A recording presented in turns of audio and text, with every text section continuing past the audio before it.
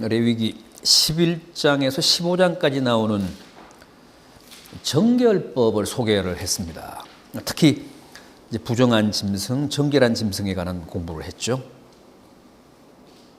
오늘은 16장에 나오는 대속죄일부터 한번 보겠습니다. 대속죄일. 대속죄일은 매년 한 차례 지킵니다. 유대 원력으로 티쉬리는 지금 우리가 쓰는 양력으로는 7월이죠. 7월 10일 티쉬리.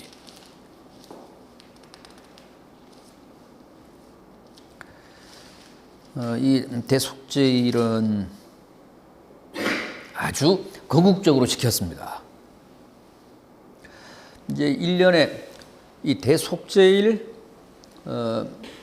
하루만 대제사장이 지성소에 들어갈 수 있는 날이었잖아요. 지성소에 이 대속죄일에 대제사장이 3번 들어갔습니다.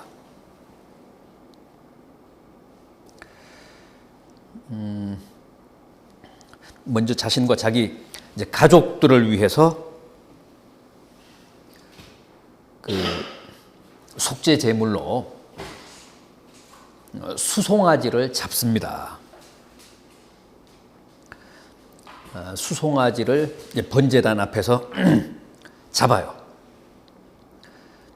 그리고 그 번제단에 불을 취해서 향을 가지고 1차 지성소로 들어갑니다. 그래서 지성소에 향을 피웁니다. 향을 피운 다음에 뒷걸음질을 쳐서 그 지성소를 나옵니다. 그리고 두 번째는 그 잡아놓은 수송아지의 피를 가지고 들어갑니다.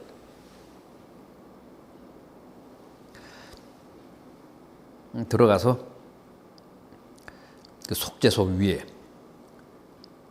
뿌려요. 속죄소 위에 뿌립니다. 그러니까 속죄소라는 말은 언약궤, 법궤 위에 뿌린다는 얘기죠.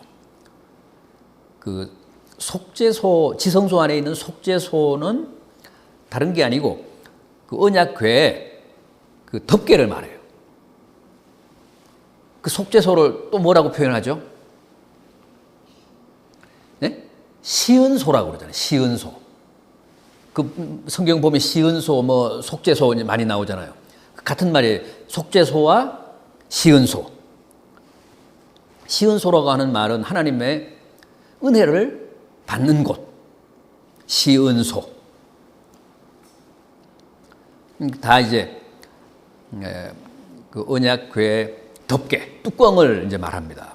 그 언약궤 뚜껑은 두 천사가 이렇게 날개를 펼친 모양인데, 그걸 이제 속죄소라고도 하고, 이제 시은소라고도 합니다. 거기에 피를 뿌리고, 그 다음에 그 속죄소 앞에도 7번 피를 뿌립니다.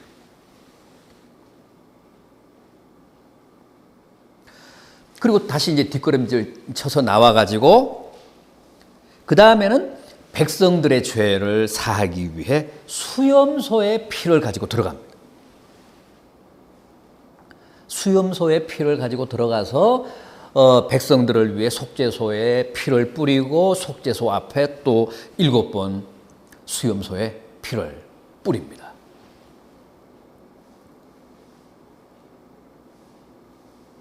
이렇게 대속죄일에는 대제사장이 지성소에 3번 들어갑니다.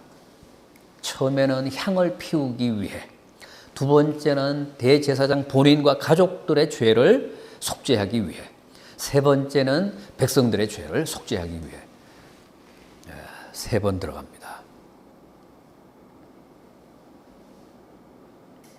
그리고 대속죄일에는 또 하나 중요한 의식이 있습니다.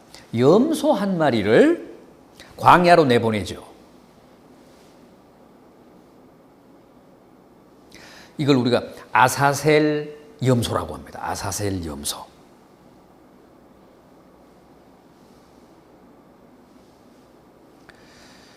이 염소는 왜 광야로 내보냅니까?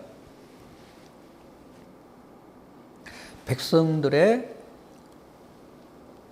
죄를 지고 가는 희생의 제물, 그런 의미입니다.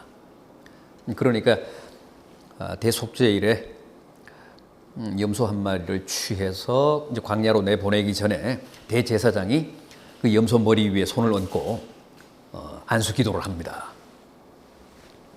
이제 그 백성들의 모든 죄를 그 염소 이제 머리 위에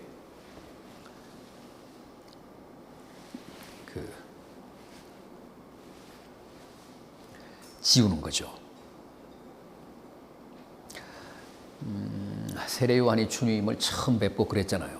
보라, 세상 죄를 지고 가는 하나님의 어린 양이다. 바로 이 아사셀 염소 개념을 적용을 한 겁니다. 마치 대속죄일에 염소 한 마리가 이스라엘 백성들의 모든 죄를 지고 광야로 나가는 것처럼 주님이 우리 모든 인류의 죄를 지시고 희생당하시기 위해 오셨다. 그런 의미에서 보라, 세상 죄를 지고 가는 하나님의 어린 양이다. 그렇게 해석을 했잖아요. 이 아사셀이라는 말은 절벽이라는 뜻이에요. 그러니까 광야로 내쫓김을 받은 염소가 광야를 헤매다가 결국은 절벽에서 떨어져서 이제 죽게 되는 거죠. 그 절벽이라는 말이 아사셀. 그러니까 아사셀의 염소. 이스라엘의 속죄를 위해서 희생되는 제물. 그래서 대속죄일에는 대제사장이 절대 들어갈 수 없는 지성소를 3번 들어간다는 것과 또 죄를 지고 광야로 내어 쫓김을 당하는 이 아사셀 염소, 희생 제물, 이게 이제 가장 중요한 의식입니다.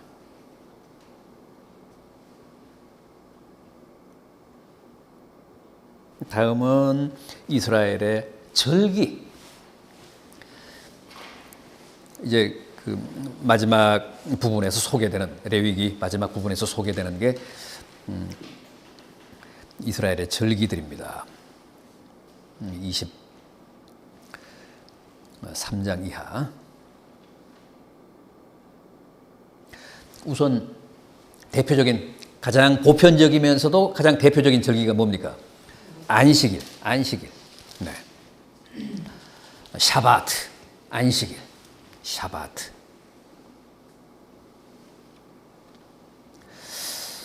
이스라엘에는 뭐 잘 아시는 대로 3대 절기를 비롯해서 여러 가지 이제 신앙적인, 종교적인 절기가 있는데 역시 가장 기본이 되고 가장 중요한 것은 안식일입니다.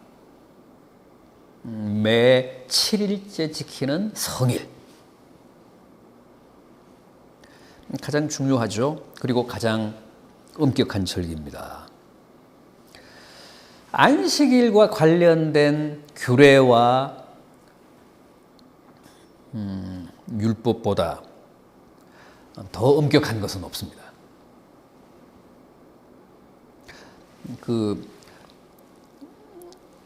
수적으로도 그렇습니다. 안식일과 관련된 규례와 율법이 가장 많아요. 왜 그럴까요?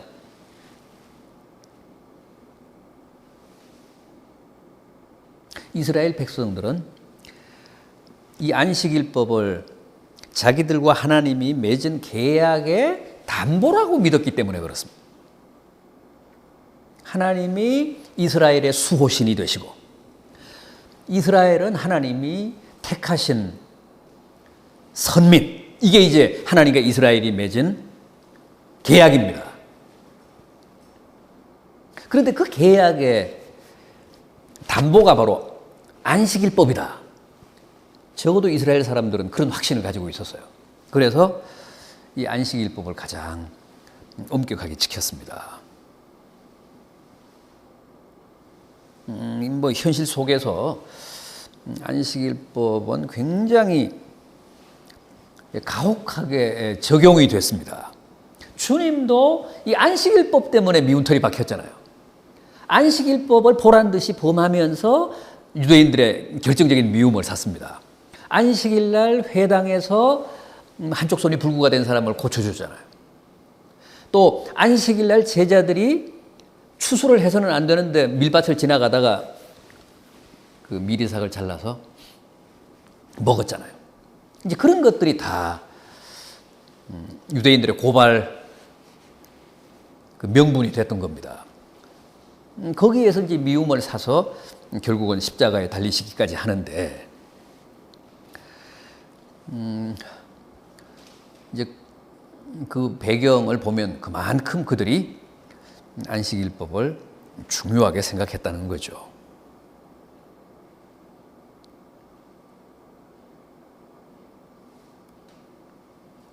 그 다음에 유월절, 페사흐라고 하죠. 페사흐. 유월절.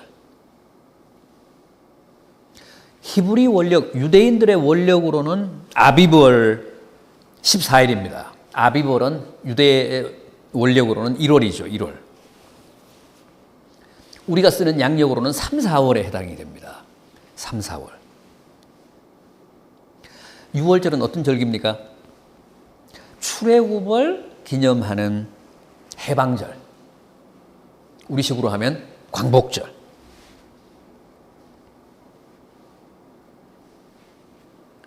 이게 이제 춘분 후 첫 만월일입니다.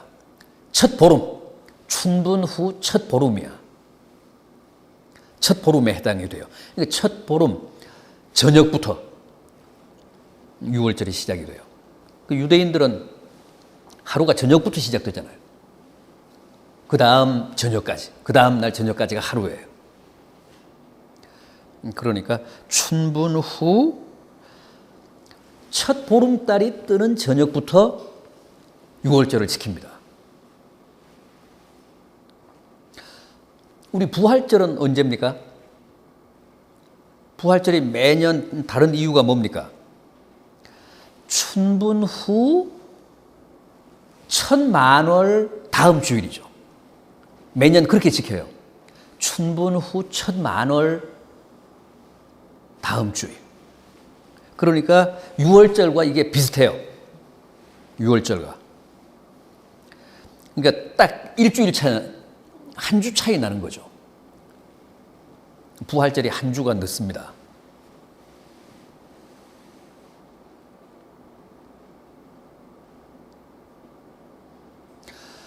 무교절하고 유월절은 어떻게 달라요? 엄격하게 얘기하면 유월절은 딱 하루입니다. 아비벌 14일 하루야. 하루인데 그 이튿날부터는 유월절이 아니라 무교절이라고 해요.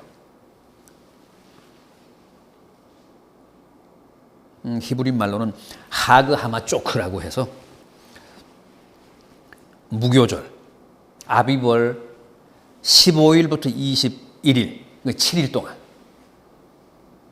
이것도 사실 성격은 이제 그 유월절과 같은 것인데, 이때는 무교병을 먹죠.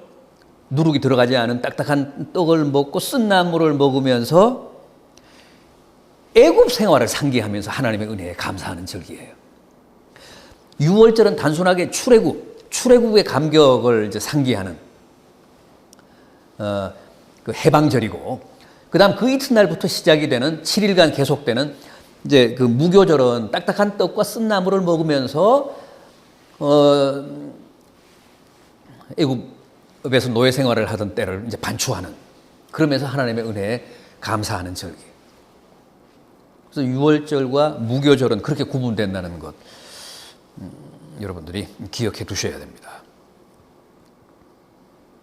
그 다음 절기가 뭐예요? 오순절, 초실절, 칠칠절, 맥추절. 오순절, 샤부오트. 6월절로부터 50일째 되는 날 지킨다고 해서 오순절이라고 했습니다. 칠칠절은요, 7 안식일 다음 날 지킨다고 해서 칠칠절이에요.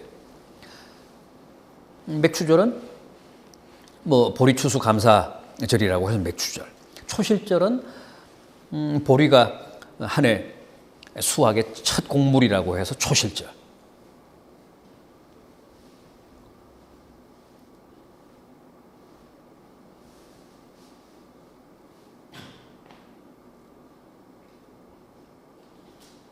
유대 원력으로는 시완월 6일. 지금 우리 양력으로는 5월과 6월에 해당이 됩니다. 그러니까 6월절로부터 50일째가 되는 거죠.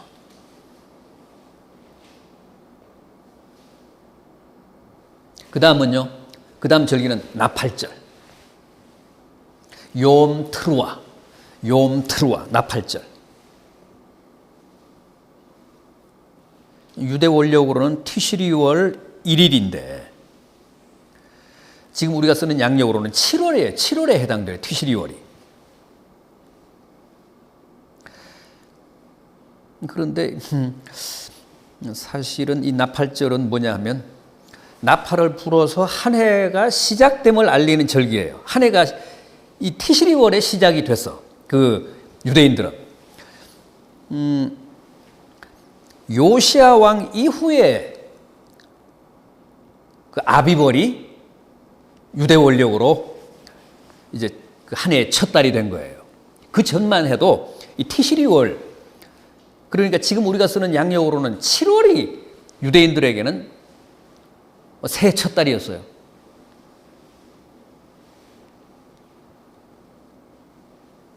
나팔절이라는 것은 나팔을 불어서 이제 새해가 시작됐다는 걸 알리는 절기야.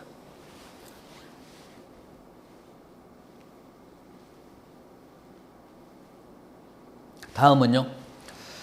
초막절, 장막절 혹은 수장절이라고도 하죠. 초막절, 장막절, 수장절. 초막절, 하수코트.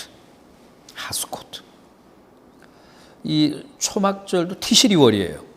양력, 지금 우리가 쓰는 양력 7월.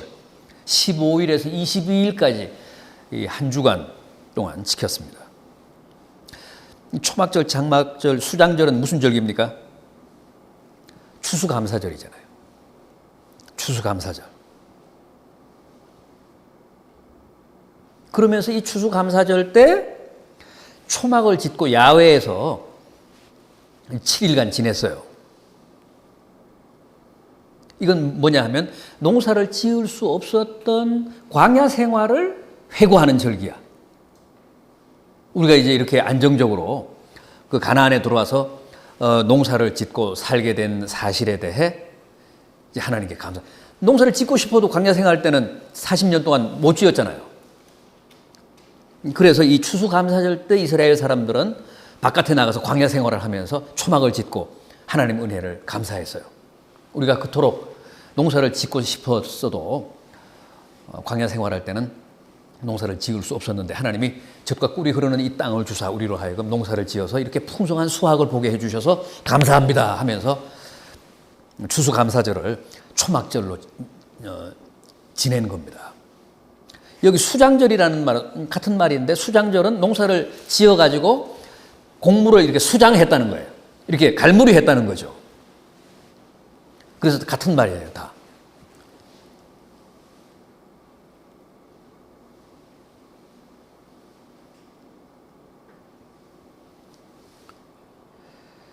그 다음에 이제 이건 뭐 이것도 뭐 절기라고 할 수는 있는데 어쨌든 안식년과 희년이 이어집니다. 이 25장에 나오는 말씀인데 안식년은 어떤 년입니까? 어떤 해죠? 7년째 되는 해. 7년째 되는 해. 땅을 쉬게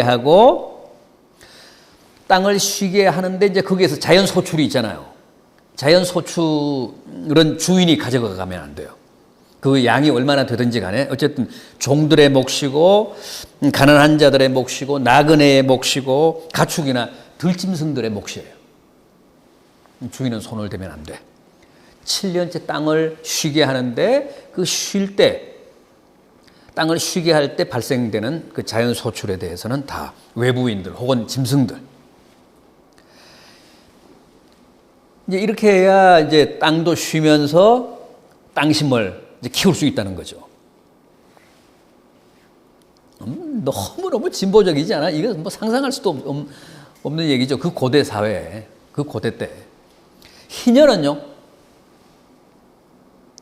7 안식년 다음 해. 그렇게 되니까 어떻게 돼? 77이 49하고 50년째가 되는 거죠. 50년째 되는 해는 희년이야.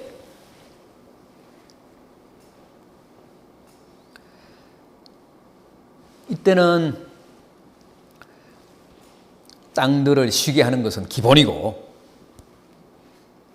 종들을 다 해방시키고 토지를 그걸 샀더라도 자기 소유가 됐더라도 그걸 본래의 주인에게 다 돌려줘야 돼요. 다 환원해야 돼요. 참 얼마나 이상적이에요. 상상할 수가 없죠. 지금 이 시대만 해도 이게 너무너무 진보적이잖아. 그래서 이게 이제 분배의 이제 균등이 이루어지는 거죠. 자기가 가난해가지고 뭐 사업을 하다가 실패를 해서 탕진을 했다고 해도 결국 50년째는 그걸 다 이제 돌려받을 수 있는 거예요.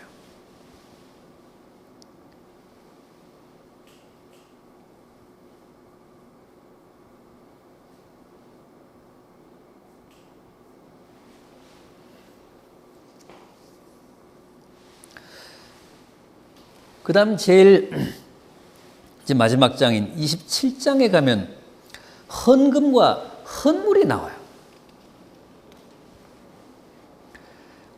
이 헌금, 헌물의 기본 정신은, 그러니까 마지막 27장이 말씀하는 헌금, 헌물의 기본 정신은 역시 이제 자원 정신이죠. 어떤 뭐 율법이나 강제보다도, 제도보다도 자원에서 이제 바쳐야 된다.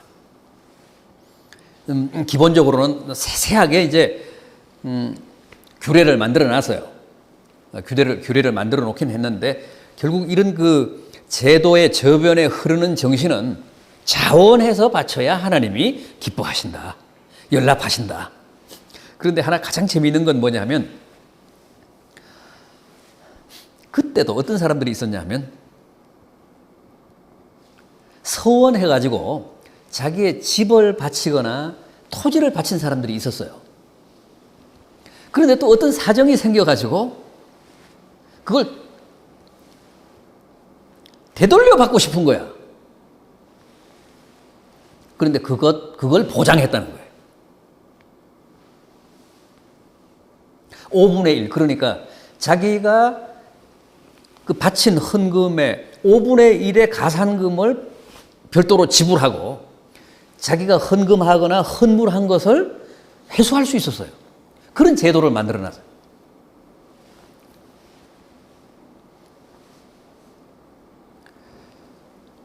심지어는 11조까지도 내가 도저히 안 되겠다. 그 되돌려 받아야 되겠다. 그러면 5분의 1의 과태료를 물고 그걸 회수했어요. 그 사람을 바쳤잖아요. 자기 뭐 장자를 바친 경우에도 결국 그 애를 되돌려 받아야겠으면 제사장이 그 아이에게 값을 매겨요. 그 값을 이제 정해서 그 부여를 하면 그 값에 5분의 1을 성전에 지불하고 그 아이를 데리고 갈 수도 있게끔 그렇게 만들어놨어요. 이걸 합리적이라고 봐야 되는 건지 참 그때도 희한한 제도가 있었어요.